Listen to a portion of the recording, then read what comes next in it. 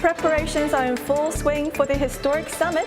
I think what is really important is you've got reaffirmation from the very top of the North Korean government that they want this summit to take place. Even if has been an agreement to proceed with the summit, there still are a lot of unknowns and there still are risks. An important part of his mission, reporting back to Kim Jong-un, what kind of a man am I going to sit down with in Singapore?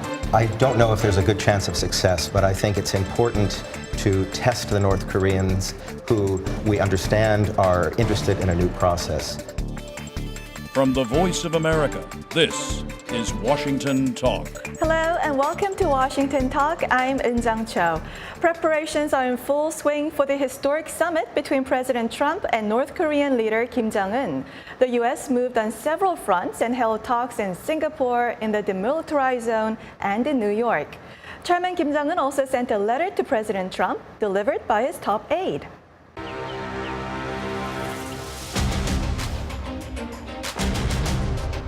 We'll be meeting on June 12th in Singapore.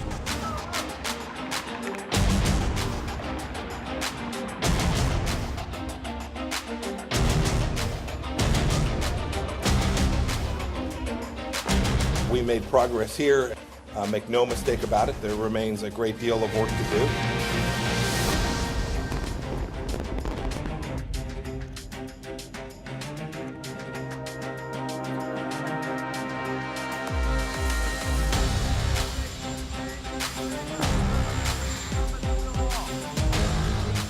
Now my guest today, Mr. Frank Jannuzi, president of the Mansfield Foundation and former advisor to the Senate Foreign Relations Committee.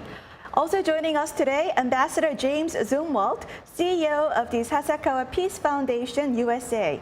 During his 36-year foreign service career, Ambassador Zumwalt focused on Asia and served as Deputy Assistant Secretary of State for Japanese and Korean Affairs.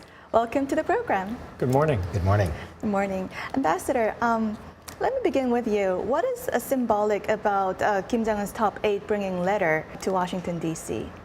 I think it's very important prior to a meeting between two nations' leaders to have very intensive engagement at all levels of government. But I see it as a positive sign that the Korean leader is sending this kind of a message to our president.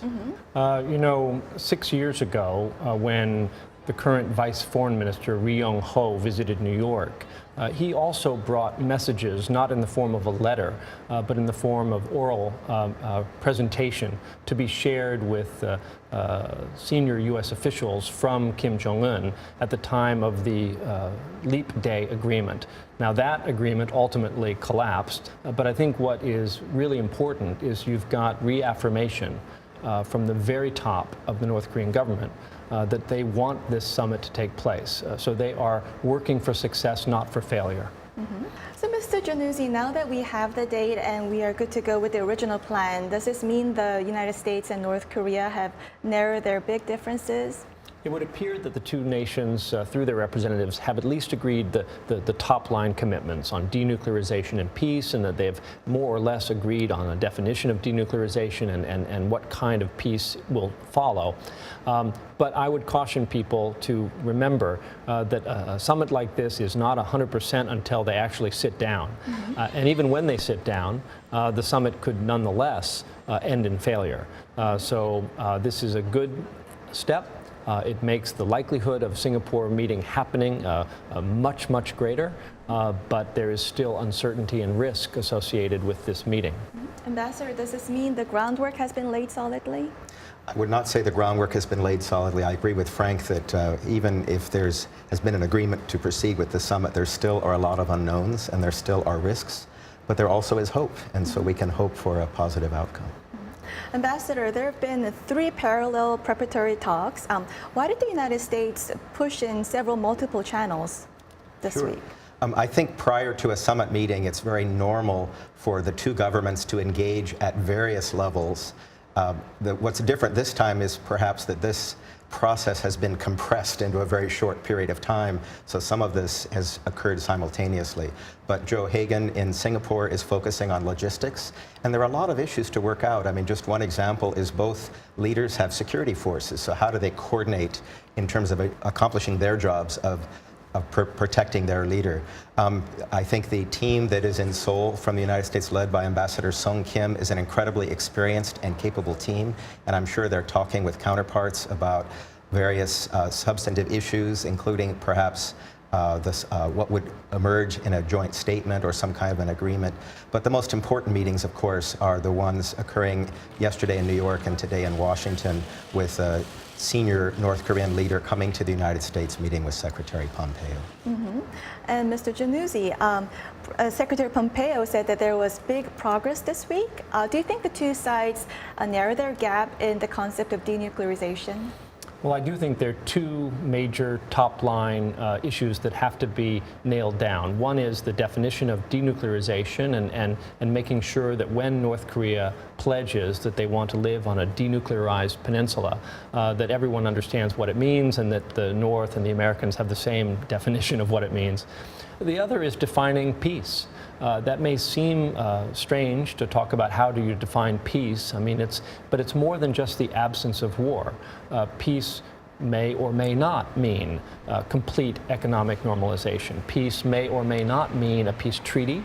It might be some other form of a peace declaration or a peace mechanism. So I think Pompeo and Kim Yong-chol are focused on these top-line issues that must be agreed if a summit is going to proceed. I think if they cannot nail that down, then the summit could be delayed. All of the rest of it is also important, the details about the phasing or the sequencing and reciprocal steps, but that is something that can be negotiated in the months to come. But they need to get these first two issues narrowed in advance of the summit. Ambassador, the United States and North Korea have wide gap in terms of denuclearization. U.S. wants quick process, whereas North Korea wants phased process. So how can the two sides find common ground? Now, that's a very good question. I think realistically it will be very difficult to achieve quick denuclearization. North Korea has an incredibly large and complex program. At the nuclear site at Yongbyon, for example, there are over 300 buildings that would need to be inspected. So I don't think it's realistic to think that complete denuclearization can occur in a short period of time. However, you could see a phased process that is more front-loaded, so there's more visible progress early on in the process. So that's one possible way of bridging this gap. And Ambassador, there were reports that the advance team discussed North Korea handing over nuclear material and nuclear weapons early in the process. Is this any meaningful? I think some concrete gesture that's meaningful will be very important to the United States, given that complete denuclearization in a short period of time is probably not possible. So some concrete steps that are seen as meaningful in the form of a good faith gesture from North Korea, I think is very important. Just building on this, I mean, I think that Trump wants to accomplish something that previous denuclearization agreements did not. And previous ones were all built on this phased, reciprocal, step-by-step process, but they never reached the point of North Korea handing over any fissile material. So I think this could be a very important measurement, not only for President Trump, but really for the international community in trying to assess whether or not North Korea is serious. The Iran nuclear deal, interestingly, required Iran to hand over 95% of their highly enriched uranium up front. And so one option that may be on the table here in discussions with North Korea is, are they willing to hand over non-weaponized, highly enriched fissile material, highly enriched uranium, in the front end of any deal? And I think politically for Trump, you know, if he cannot achieve the Iran standard, then it's a little bit awkward because he has criticized the Iran deal as being not good enough. So if his North Korea deal is not even as good as the Iran deal, then he may have some political liability. And Ambassador Zumwalt, South Korean President Moon Jae-in claims to be a mediator between North Korea and the United States. And just last week, he was, rushed to meet with Kim Jong-un for the second time. How can President Moon be a good mediator, but be a good ally at the same time? Korean people have a lot of interest, and so of course South Korea needs to be at the center of a multilateral process. But I don't think being at the center means mediating. I would say being a catalyst, being a cheerleader, encouraging, maybe even mentoring, those are all appropriate roles but mediator implies that somehow our alliance has been forgotten. And so I would encourage people not to see Korea as a mediator, but rather as a facilitator of the bilateral process that President Trump and Kim Jong-un, we hope, will engage in. And Mr. Jannuzi, President Moon wants to hold a trilateral right after the U.S.-North Korea summit to discuss ending the Korean War.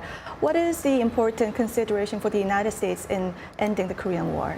Well, I think some kind of a declaratory peace early in the process, if it is accompanied by an ironclad commitment from the North to denuclearization, creates a whole different negotiating environment for the months to come. If the parties are still technically sort of in a state of war, then I think all of that tough bargaining that takes place after this summit takes place under that cloud of suspicion. So it's not a bad idea, but I think the mechanics of this may prove to be more daunting than people expect. Not only do you have the issue of China, which obviously, I mean, China has to be ultimately involved in any peace mechanism. They were one of the signers of the armistice. But you also just have the questions about how authoritative the peace mechanism should be. Ambassador Zumwalt, is there also a role of U.S. Congress in this peace agreement? Yes, there's a very important role for the U.S. Congress, and I think going forward, it'll be very important for the Trump administration to engage Congress, particularly the Senate, to make sure that the Congress is comfortable with the steps that President Trump plans to implement. Because there are ways, if the Congress is unhappy, that Congress could interfere with or stymie some initiatives. So we have a democratic government with the separation of powers, and it's important for the North Koreans and others to recognize that while President Trump is our president, there are other players who are also very important. President Trump threw out the conventional diplomatic playbook. Is there a good chance of success here? I don't know if there's a good chance of success, but I think it's important to test the North Koreans who we understand are interested in a new process. As a former government official, I can say that certainly I was surprised by President Trump and frankly very skeptical that this would be successful. But I think as professional diplomats, people who work in the Defense Department and the CIA and the White House, now our political elected officials have made a decision, and so the role of government officials now is to help that person be successful. And so I think the U.S. government has swung into action, doing everything it can to support the president. We'll end this conversation here and watch video for our next discussion.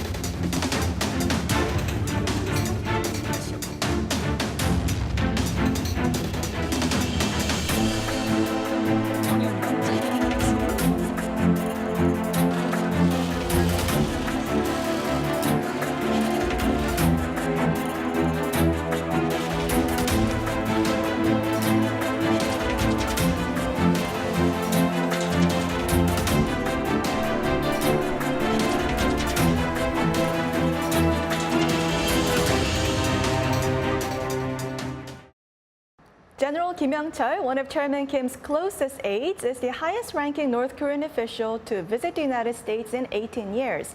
He met with Secretary Pompeo to finalize plans for the summit and brought Chairman Kim's letter to President Trump. Now, Ambassador, what do you think is Kim Young-chul's main purpose of coming to the United States? I certainly can't speculate and don't want to speak for him, but I'm sure the North Korean side wants to feel out U.S. intentions and what it is that the U.S.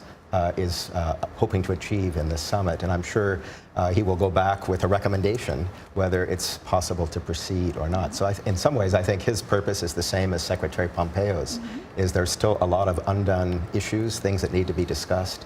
And having a summit does pose an element of risk for both sides. And so trying to reduce that element of risk, I suspect, is his goal. And Mr. Jannuzi, what was Vice Chairman Kim Young-chul's role in the overall U.S.-North Korea interactions this year? He's played a critical role, not only in his capacity as an intelligence chief, but also in his role as a senior advisor to Kim Jong-un on even North-South relations. So he has become the highest level interlocutor. But I think his role here in D.C. is one that is also, in addition to the points that Jim made, he's also hoping to meet with President Trump. And have a chance for the first time to have a senior North Korean official lay eyes on President Trump and look at his character, look at the way he behaves, look at the way he speaks, how does he interact with others. Pompeo has had two of those opportunities with Kim Jong-un. He has the opportunity to brief President Trump on what kind of a person Kim Jong-un is. But this will be the first chance, potentially, for a senior North Korean official to have a meeting with President Trump himself. And I think that that may be an important part of his mission, reporting back to Kim Jong-un, what kind of a man am I going to sit down with in Singapore? And Mr. Jannuzi, Vice Chairman Kim Young-chul is on both sanctions list of South Korea and the United States. What is telling about this character? Well, look, this is a guy who either directly or indirectly was responsible for everything from the Cheonan torpedo attack, as your segment pointed out, to the shelling of Yeonpyeong Island, and possibly involved in the assassination of Kim Jong-nam. So there is blood on his hands, either through his direct actions or through his failure to prevent these war crimes. But the United States doesn't have the luxury of telling North Korea who to send us as an envoy. Diplomats deal with these kinds of issues all the time. I think that the United States rightly is going to treat him with respect because he is the authoritative voice of the DPRK today in Washington, D.C. And Ambassador? If I could just add, I agree with what Frank said, but I think it's also important for the U.S. side not to forget who he is and what his background is and what kind of a person he is. And Ambassador Zumwalt, how can you compare Vice Chairman Kim Young-chul's trip to the United States to, back in 2000, Vice Marshal Cho Myung-ruk's visit to the White House? I think there's some similarities and some differences, and the biggest difference is the difference between President Clinton back in 2000 and President Trump today. President Clinton was hopeful that there could be a summit with North Korea's leader, but he deferred to Secretary Albright and to the other folks to engage to see whether it was possible for him to come. And ultimately, Secretary Albright, after her trip to Pyongyang, advised that it wasn't a good time to have that meeting. I think in this case with President Trump, it's the opposite. He decided to have a meeting, and now people like Secretary Pompeo are trying to make sure that the parameters for the meeting are set. So that's the biggest difference between these two. Well, we'll end this conversation here and move on to our next segment. Now, time for the photo moment, a time to look at an interesting North Korea picture. Now, we're trying something different today. Let's take a listen to this audio clip. Laurel, Laurel, Laurel. Frank, do you hear Yanni or Laurel? I hear Laurel, and boy, you know, when you think about North Korea, go ahead. What do you hear? Ambassador? I hear Laurel as well. You do? Well, we have the photo today here based on this viral audio clip on the internet that has sparked a big discussion on the internet. And this picture is on this audio clip. And the picture shows Chairman Kim Jong-un, here's Yanni, and President Trump, here's Laurel, and Ambassador Bolton, here's Libya. Now, Frank, what is your reaction to this picture? Well, you know, I don't think anyone looks at North Korea without some kind of a lens on.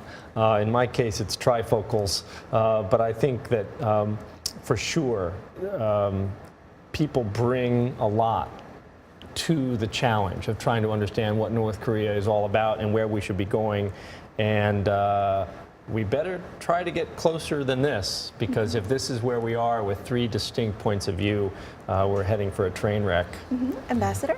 No, I think it's a very funny cartoon because it shows how two leaders listening to the same sound can hear very different things. So I certainly hope that won't be the case if President Trump and Kim Jong-un do meet. Well, on that note, we'll end this discussion here. Ambassador, Frank, thank you for joining us. Thank you. 감사합니다. Thank you. And this was Washington Talk from the Voice of America, and I'm Eunjang Cho. Join us next week for more analysis on North Korea.